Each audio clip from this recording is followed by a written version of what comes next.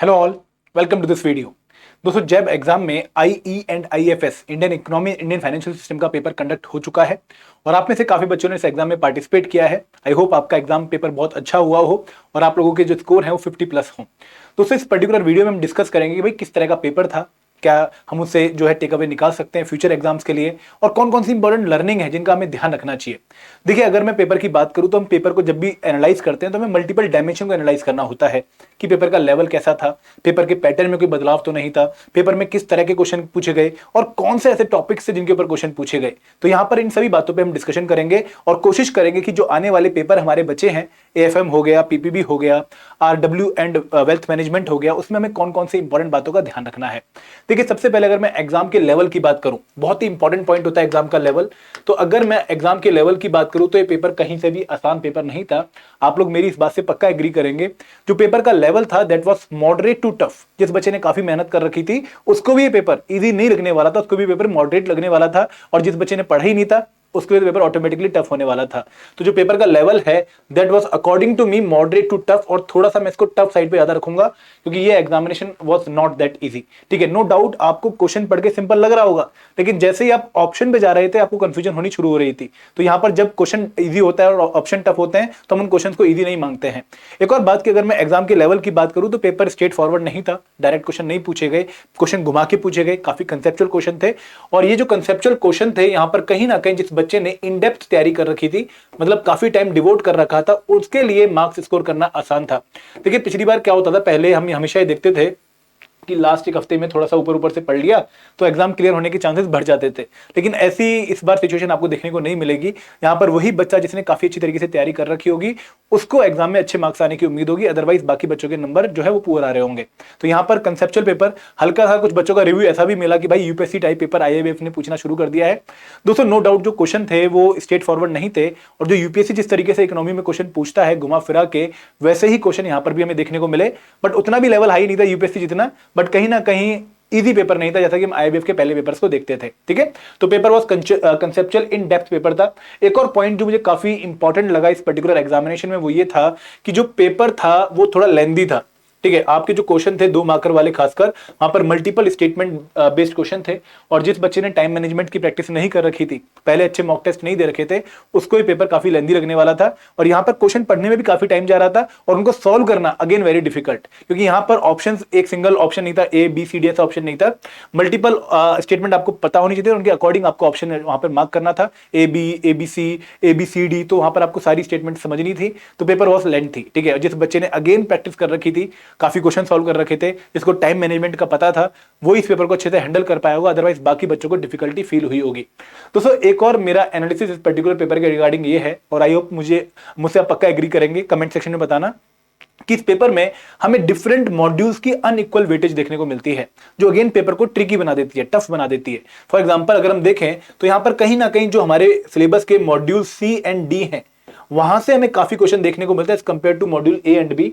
और ये module C and D हमें पहले लगता था कि इतने इंपॉर्टेंट नहीं है, हमें ए एंड बी से काफी क्वेश्चन देखने को मिलेंगे या फिर इक्वल वेटेज देखने को मिलेगी। तो वो सिचुएशन जैसे ही ट्रिकी होती है पेपर में तो हम कहीं ना कहीं परेशान हो जाते हैं। तो यहाँ पर again module C and D की वेटेज काफी ज्यादा थी as compare to A and B, और काफी बच्चों को इसकी वजह से दिक्कत हुई। ठीक है, तो ओवरऑल इस पर्टिकुलर पेपर का अगर मैं आपको लेवल के बारे में बताऊं तो paper was conceptual, paper was tough, paper was lengthy, and paper have unequal weightage of different modules. तो यहां पर आने वाले पेपर्स में भी आप लोगों को इन चीजों के लिए तैयार रहना है।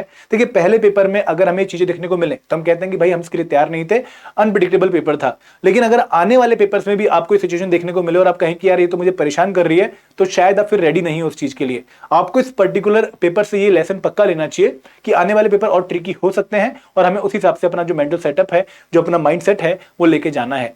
अगर मैं बात करूं पैटर्न की, तो दोस्तों यहां पर 100 क्वेश्चन आपके पास थे, और 100 क्वेश्चन के ऊपर आपके 100 मार्क्स ही थे, और क्वेश्चन अगेन 0.5 मार्क्स का भी था, 1 मार्क्स का भी था, और 2 मार्क्स का भी था। जनरली 0.5 मार्क्स वाले जो क्वेश्चन थे वो 1 लाइनर थे, 1 मार्क्स वाले क्वेश्चन 2 स्टेटमेंट वाले क्वेश्चन थे, और जो 2 मार्क्स वाले क्वेश्चन थे वो मल्टीपल स्टेटमेंट वाले क्वेश्चन थे।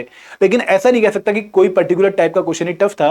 0.5 वाला क्वेश्चन भी टफ था, 1 मार्क्स वाला भी टफ था, और 2 मार्क्स वाला भी टफ था। तो ओवरऑल पेपर आपका टफ ही था। अगर बात करें टॉपिक्स की, दोस्तों कहीं ना कहीं जो इंपॉर्टेंट टॉपिक्स हम पेपर से पहले सोच के चल रहे थे, यहां पर हमें डिफरेंट टॉपिक्स वहां पर देखने को मिलते हैं। फॉर एग्जाम्पल अगर आप लोगों ने तैयारी करी होगी, आपने बहुत सारे मैराथन सेशंस देखे होंगे, तो वहां पर कहीं ना कहीं हम प्री इंडिपेंडेंस जो हमारी इकोनॉमी थी उसके ऊपर बहुत ध्यान दे रहे थे। हम 5 ईयर प्लान के ऊपर बहुत ज्यादा ध्यान दे रहे थे, उनको अच्छे से रट रहे थे। इसके अलावा हमने कमेटीज के ऊपर बहुत ज्यादा ध्यान दिया, वो हमने बहुत अच्छे से रटी, और पेपर में इनका इंपैक्ट हमें उतना तगड़ा देखने को नहीं मिला। तो इस बार क्योंकि पेपर पहली बार हो रहा था तो हमारी प्रेडिक्शन गलत हो सकती है, और जो इंपॉर्टेंट टॉपिक हम समझ रहे थे वो भी गलत हो सकते हैं। बट हमें इस बार लेसन ये निकालना है कि हमें कुछ टॉपिक्स और मिल गए जो आगे के लिए हमें ध्यान रखने हैं।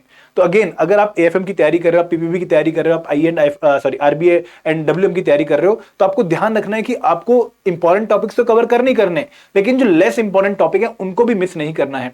दोस्तों जैब में अगर आपने जैब एग्जाम क्लियर करना है तो यहां पर किसी भी कंपोनेंट में आपको टफ क्वेश्चन की टेंशन नहीं लेनी, आपको सिंपल क्वेश्चन गलत नहीं करना है। रूल सिर्फ यही है कि हमें कैसे भी 50 मार्क्स तक पहुंचना है, और वो 50 मार्क्स हमें कहीं से भी मिले वो हमें पक्का पकड़ने हैं। तो भले ही वो क्वेश्चन आपने बहुत अच्छे टॉपिक बहुत अच्छे लेवल पे प्रिपेयर कर रखा हो, उसका डिफिकल्ट क्वेश्चन आ जाए छोड़ दीजिए, लेकिन अगर मान लो किसी पर्टिकुलर टॉपिक को आपने एवरेज भी पढ़ा है, उसका सिंपल क्वेश्चन आया है, तो आपने पक्का अटेम्प्ट करना है। तो यहां पर अगेन लर्निंग ये है कि अगर आप लोगों ने इंपॉर्टेंट टॉपिक से बहुत ज्यादा टाइम दे दिया था, तो जो लेस इंपॉर्टेंट टॉपिक थे उनको भी आपने मिस नहीं करना था। एक ओवरव्यू, एक हल्की रीडिंग उनकी पक्का रखनी थी। तो फॉर एग्जांपल जैसे मर्चेंट बैंकिंग के ऊपर काफी क्वेश्चन आए हैं, आरबीआई के ऊपर काफी क्वेश्चन आए, 4-5 क्वेश्चन आए हैं, तो वो क्वेश्चन टफ नहीं थे, बट अगर आपने पढ़ा ही नहीं है फिर आपको अटेम्प्ट करने में दिक्कत आएगी। तो आगे के लिए लर्निंग ये है कि जितने भी आपके सिलेबस के टॉपिक्स हैं, कोशिश करिए कि हर एक टॉपिक को एक बार गो थ्रू कर लें, और जो इंपॉर्टेंट टॉपिक है उनको बार बार रिवाइज कर लें। अगर आपने टॉपिक गो थ्रू कर रखा होगा, एक बार पढ़ा होगा, तो आप उसके क्वेश्चन पक्का अटेम्प्ट कर पाएंगे। बहुत सारे टॉपिक ऐसे थे जो प्रिडिक्ट किए गए थे और आए भी थे। फॉर एग्जांपल फिस्कल डेफिसिट, ठीक है, क्या होता है, प्राइमरी डेफिसिट के ऊपर क्वेश्चन जो आया था। सिमिलरली M1 M2 जो मनी सप्लाई हमारी है, डिफरेंट जो कैटेगरीज ऑफ मनी सप्लाई है उनके ऊपर जो क्वेश्चन आया। सिमिलरली प्रधानमंत्री जीवन ज्योति बीमा योजना के ऊपर जो क्वेश्चन आया, अटल पेंशन योजना के ऊपर जो क्वेश्चन आया, सिमिलरली गति शक्ति के ऊपर जो क्वेश्चन आया, नीति आयोग के ऊपर जो क्वेश्चन आया, ऐसे बहुत सारे क्वेश्चन थे जो आपको मौका दे रहे थे कि भाई हमें पकड़ के अपनी नैया पार लगा लो, एग्जाम क्रैक कर लो। बट दोस्तों होता क्या कि हम हमेशा एक हायर एंड की तरफ जाने की कोशिश करते हैं, जो सिंपल लो हैंगिंग फ्रूट होते हैं उनको मिस कर देते हैं। तो अगेन मेरी सलाह आप लोगों को यह है कि जो आने वाले पेपर हैं वहां पर जो लो हैंगिंग फ्रूट हैं, इजी समझने वाले टॉपिक हैं, जिनको पढ़ के जल्दी पढ़ के आप अच्छा स्कोर कर पाओगे, उनको बिल्कुल भी मिस नहीं करना है। तो ओवरऑल टेक अवे जो इस पर्टिकुलर पेपर से मेरा निकलता है वो ये है कि पहली बात कि आने वाले पेपर्स में अनप्रेडिक्टेबिलिटी के लिए तैयार रहिए। ठीक है, आपको पेपर अनप्रेडिक्टेबल देखने को मिलेगा, तो उसके लिए पहले से रेडी होकर जाइए, अपना माइंडसेट जो है बहुत स्ट्रॉन्ग करके जाइए कि यार अगर पेपर ट्रिकी मिलता भी है तो उसे डील करना है। अब दोस्तों पढ़ा हुआ ही हमें अप्लाई करना पड़ेगा। अब अगेन ये क्वेश्चन अगर कंसेप्चुअल थे तो कंसेप्चुअल का मतलब ये नहीं कि आप छोड़ देंगे, जितनी भी लिमिटेड नॉलेज आपके पास है, जितना भी थोड़ा बहुत आपने पढ़ा है, उसी को रीफ्रेम करके रीअप्लाई करके आपको इन क्वेश्चन को सॉल्व करना है। और अगर पेपर डिफिकल्ट है तो सभी बच्चों के लिए डिफिकल्ट है, ऐसा होता ही है, तो यहां पर आप लोगों को टेंशन नहीं लेनी है। एक और बात आप लोगों को ध्यान ये रखना है कि भाई प्रैक्टिस बहुत ज्यादा होनी चाहिए। जितने वैरायटी ऑफ क्वेश्चन प्रैक्टिस करोगे एग्जाम में, उतने ज्यादा चांस है आपके क्वेश्चन सॉल्व करने के। तो अपना अगेन माइंडसेट इस तरीके का रखिए कि प्रैक्टिस बहुत ज्यादा होनी चाहिए। थ्योरी पढ़ते रहिए, लेकिन अब जब भी आप थ्योरी पढ़ते हैं उसके बाद अगर आप 10-15 क्वेश्चन उस थ्योरी पे प्रैक्टिस कर लेंगे तो आपकी आउटपुट पक्का बढ़ जाएगी। एक और बात कि टाइम मैनेजमेंट का ध्यान रखिए।